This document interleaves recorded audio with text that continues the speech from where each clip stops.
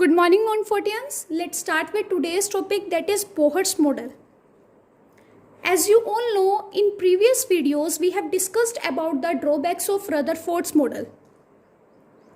Rutherford had assumed that there is a nucleus and electrons are revolving around the nucleus.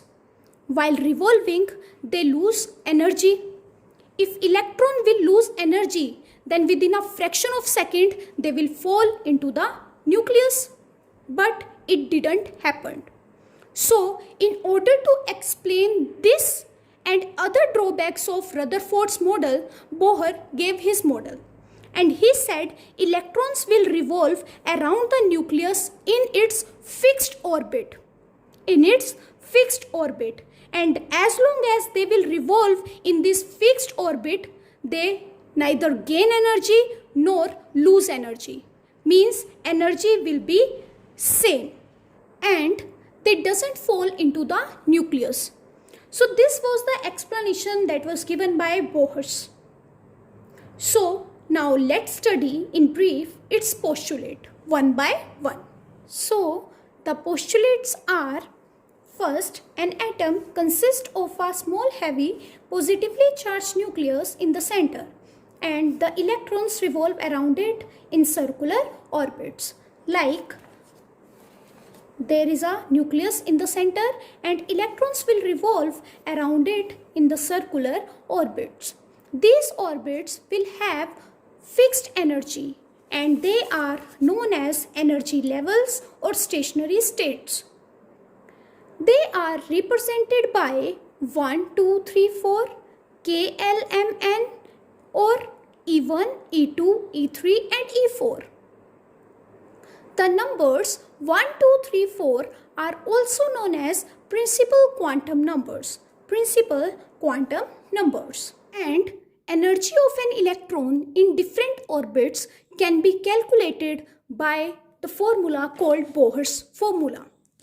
That is, En is equals to minus 2 pi square m E4 z square upon n square h square, where m is mass of electron, E is charge on electron, z is atomic number, n is integer, h is Planck's constant.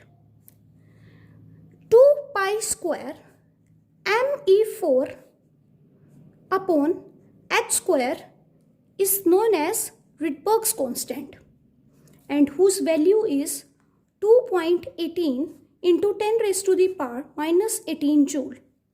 So, En is equals to minus RH z square upon n square, where z is atomic number and n is integer. We can calculate energy in different units. First, in joule per atom, energy is minus 2.18 into 10 raised to the power minus 18 z square upon n square. In electron volt per atom, energy is minus 13.6 z square upon n square. As you all know, 1 electron volt is equals to 1.6 into 10 raised to the power minus 19 joule. En can be calculated in kilojoule per mole also. So En is equals to minus 1312 z square upon n square kilojoule per mole. Thus, energies of various levels are in the order K, L, M, N and so on. From this, it is clear that K shell has least energy, whereas N shell has highest energy. Energy of the lowest state, that is n equals to 1, is called the ground state.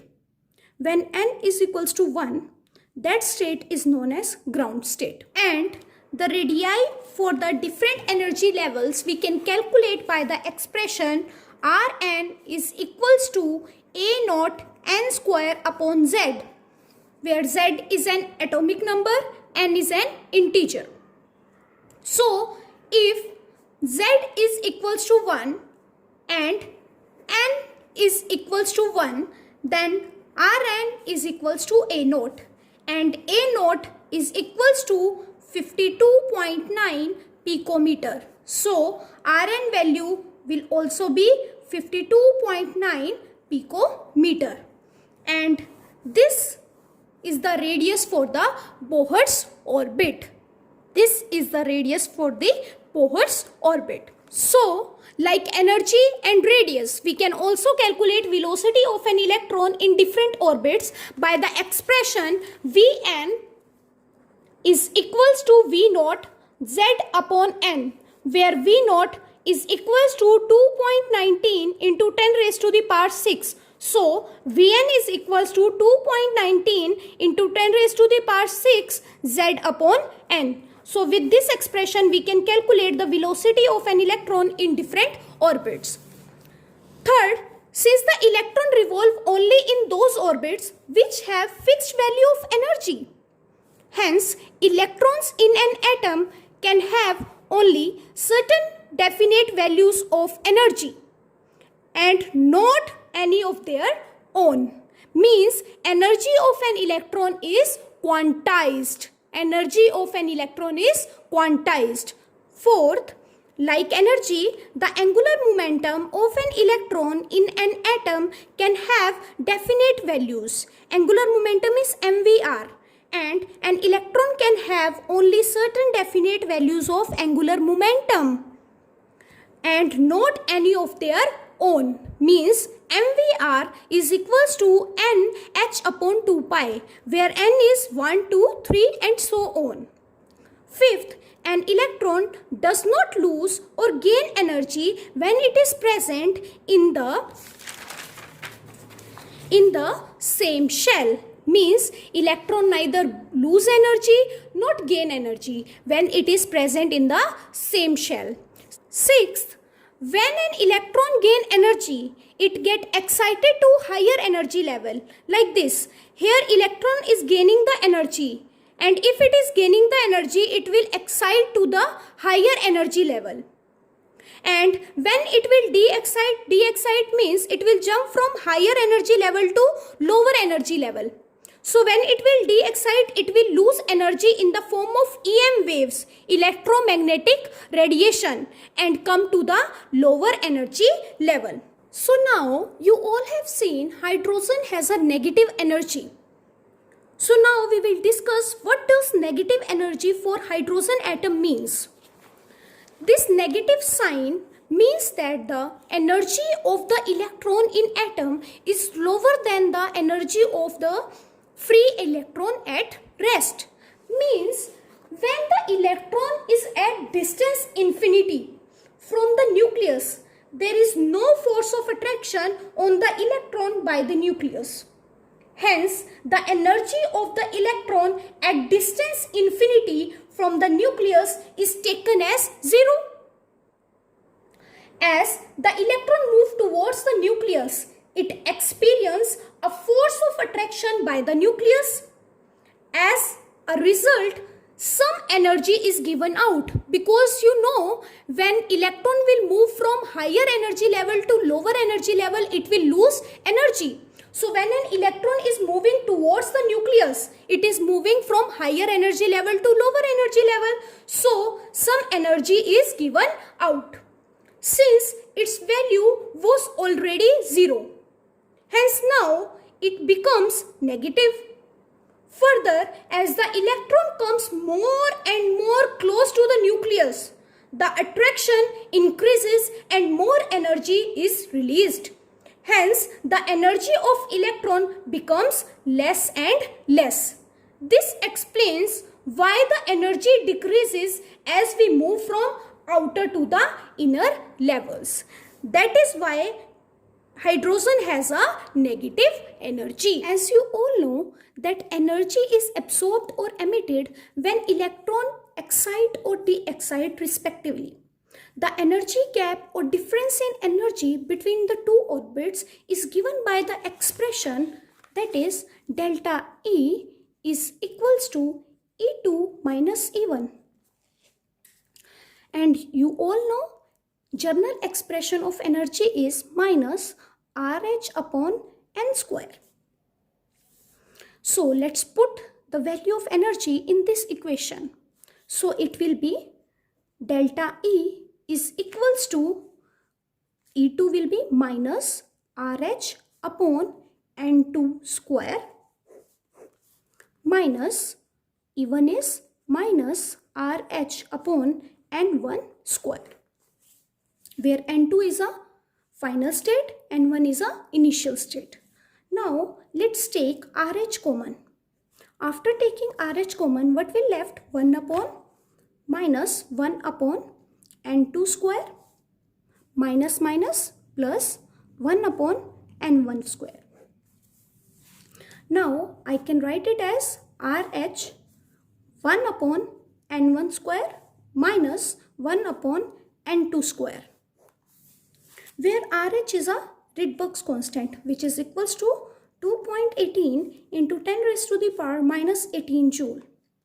So En is equals to 2.18 into 10 raised to the power minus 18, 1 upon N1 square minus 1 upon N2 square. This is the expression by which we can calculate the energy gap between the two orbits. So this is the expression for the energy gap between the two orbits. The wavelength associated with the absorption or emission of the photon can be evaluated by using equation. As you all know, energy is equals to hc upon lambda. So lambda will be hc upon delta E. 1 by lambda is equals to delta E upon hc. Now let's put the value of delta E. What is the value of delta E? RH 1 upon N1 square minus 1 upon N2 square. So 1 upon lambda is equals to delta E value is RH upon HC 1 N1 square minus 1 N2 square. RH upon HC is equals to 1.09677 into 10 raised to the power 7 meter inverse. This is known as Rydberg's constant. This is known as Rydberg's constant. So 1 upon lambda is equals to 1.09677 into 10 raised to the power 7. 1 upon N1 square minus 1 upon N2 square. As you all know, 1 upon lambda is wave number. This formula is known as Rydberg's formula. With the help of this formula, you can calculate lambda or wave number. So now let's see the emission spectrum or line spectrum of hydrogen. When an electric discharge is passed through gaseous hydrogen, the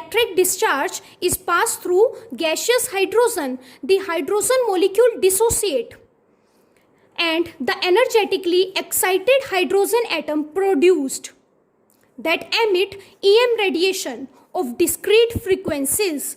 The hydrogen spectra consist of several lines named after their discoverers. We get discrete lines, not a continuous spectra, because the energy of the electron is quantized. So the discoverers are Lyman, Balmer, Paschen, Brackett and Pfund. As you can see in this diagram, for the Lyman series, initial state is 1. Whereas higher state is 2, 3, 4, 5, 6, 7 and 8. So when an electron jump from any of the higher state to the initial state, that is n equals to 1, a series of spectral lines are obtained that lies in a UV region, that is ultraviolet region, and that series are known as Lyman series. So for this, in Rydberg's formula, N1 is 1, whereas N2 can be 2, 3, 4, 5, 6, 7 and 8, so on. So Balmer series are those when an electron jump from any of the higher state to the initial state, that is n equals to 2. A series of spectral lines are obtained that lies in a visible region, and that is known as Balmer series. So for this, the Rydberg's formula, N1 will be 2 and N2 can be 3, 4, 5, 6, 7 and 8.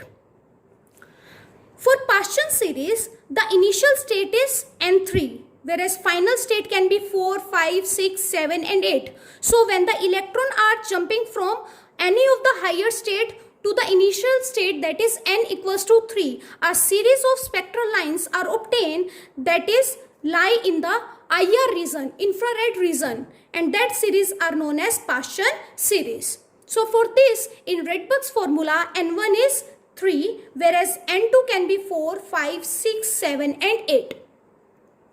Next is bracket series. For bracket series, the initial state is 4, whereas final state can be 5, 6, 7 and 8. So when the electron are jumping from any of the higher state to the initial state, that is n equals to 4, a series of spectral lines are obtained that lie in the again IR region, and that series are known as bracket series. So for this, in Rydberg's formula, N1 is 4 and N2 can be 5, 6, 7 and 8. Last is P-Fund. For P-Fund series, initial state is 5, whereas final state can be 6, 7 and 8. So when the electron are jumping from any of the higher state to the initial state, that is n equals to 5, a series of spectral lines are obtained that is lie in the IR region, and that series is known as P-Fund series. So for this, in Rydberg's formula, N1 is 5, whereas N2 can be 6, 7 and 8. So that's all for today. Have a nice day ahead.